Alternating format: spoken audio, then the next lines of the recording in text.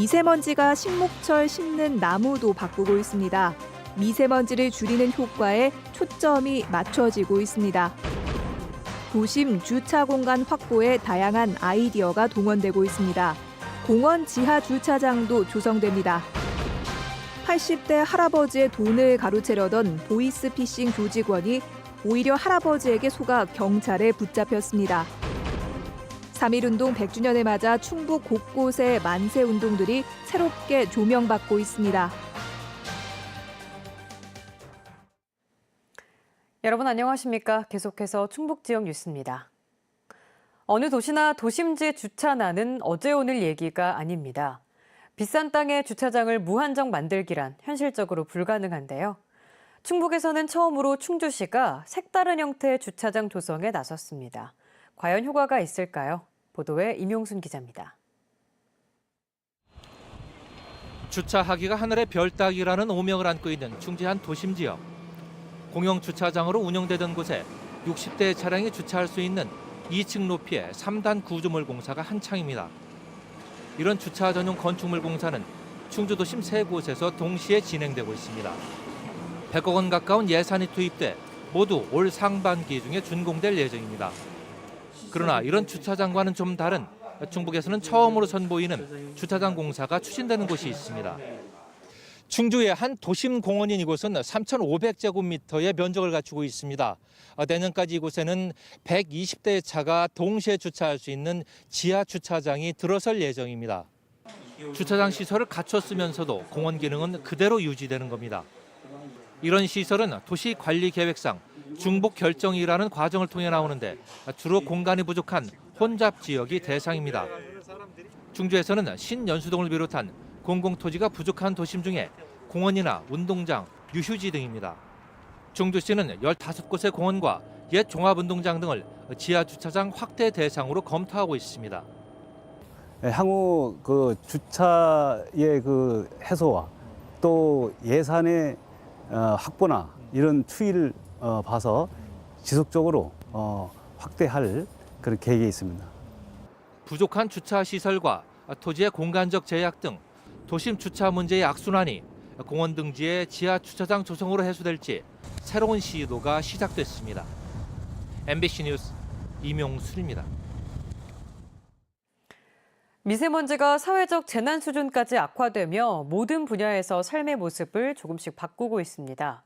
식목철에 심는 나무도 그동안은 경제 수종 위주였는데 이제 미세먼지를 줄이는 데 효과가 있는 수종으로 바뀌고 있습니다. 정재영 기자입니다. 한 지자체가 마련한 식목일 기념행사. 나무를 심는 손길이 분주합니다.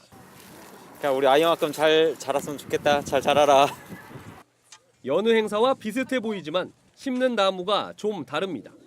화렵수인 오동나무와 침엽수인 전나무인데 모두 산림과학원 연구에서 미세먼지 저감 효과가 입증된 나무들입니다. 그동안 열매 등의 활용이 가능한 경제 수종 위주로 심다 올해부터 바꾼 겁니다.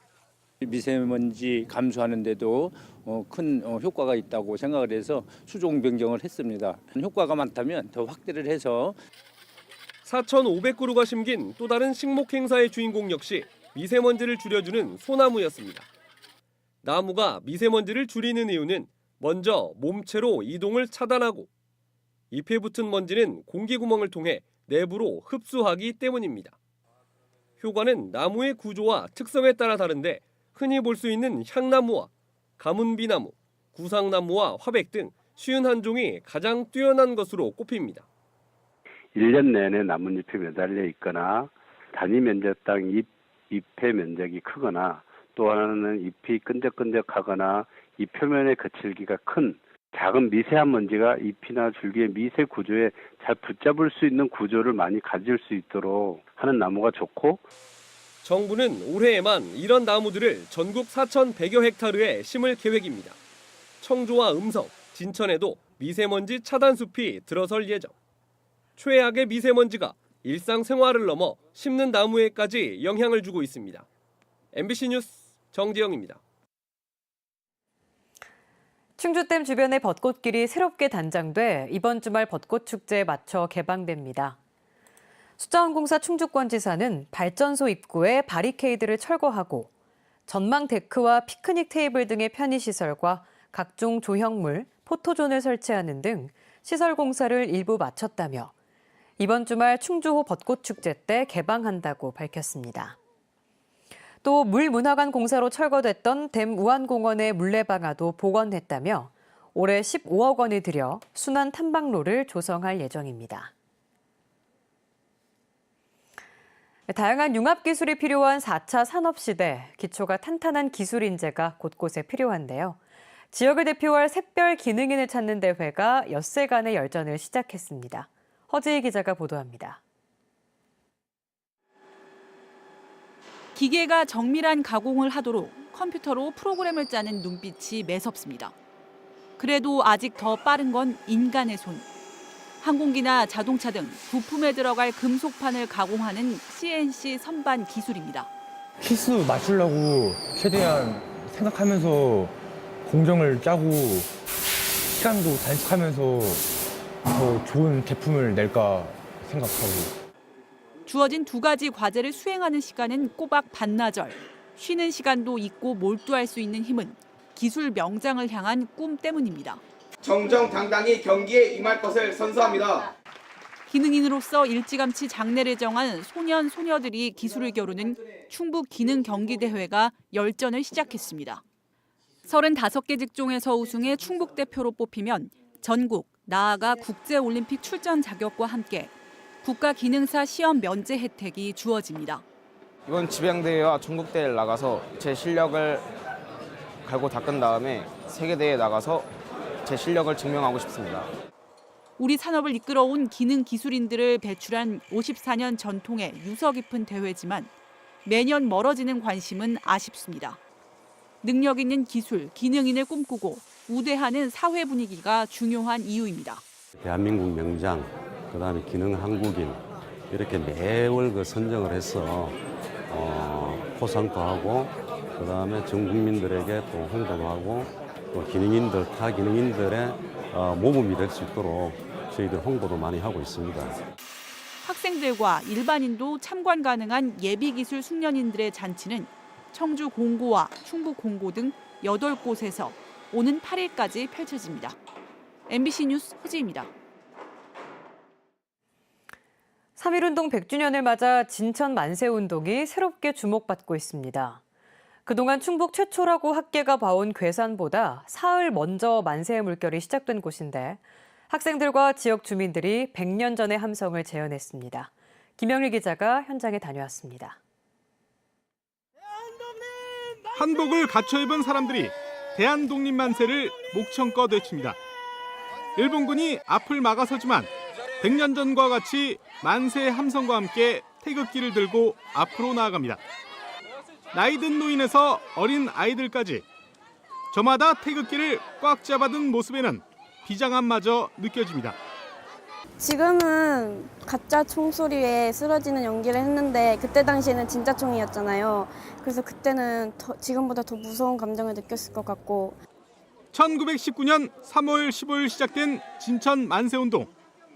절정을 이룬 4월 3일 광의원에서 2천여 명이 거사를 일으켜 9명이 숨지고 시위 주동자 8명이 옥고를 치렀습니다. 땀과 피와 그 보답으로 인해서 우리가 지금 오늘날의 그 강대한 그 대한민국을 건설했듯이 그런 정신을 오늘날 학생들이 잊지 말고 3.1운동 100주년을 맞아 충북 곳곳에서 이루어졌던 만세운동들이 새롭게 조명받고 있습니다. 충북의 초기 만세운동이었던 진천 만세운동도 그중 하나입니다. 4.3 독립 만세 운동은 가장 참여 인원이 많고 가장 피해가 큰 지역이 있습니다.